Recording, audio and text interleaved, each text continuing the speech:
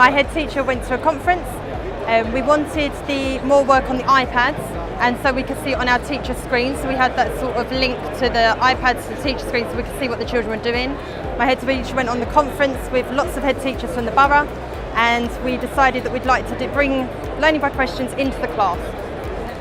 I teach higher ability year 6 in maths, and the training was based around maths question sets.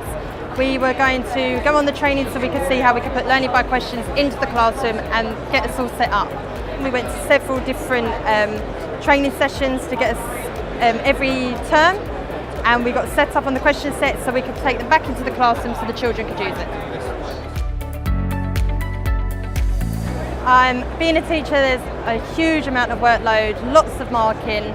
When I'm planning lessons, I have children at a high ability, I have children at a lower ability, so it's really difficult to plan for those sorts of children and takes a lot of time to find those sorts of questions. Learning by questions has a range of different question sets for all different abilities. If I have a child in year 6 that's at a higher level, I can look at those question sets, and it makes my planning a lot easier because I don't have to search around the internet for different questions, they're already done for me. I wasn't sure what it was going to be like in the classroom. I took it back to the classroom, and it was really great to see what children were getting questions wrong. I could then intervene straight away, see what they were getting wrong, and target the misconceptions in the lesson. When I put learning by questions up, there's different coloured squares that comes up on the screen for the children. When a child gets something wrong, I can straight away see it on my iPad or on my laptop, and I can target that child straight away. When I see it, I go up to them, I can show them on the iPad how to work it out. They can look at the feedback they get, because they get instant feedback straight away.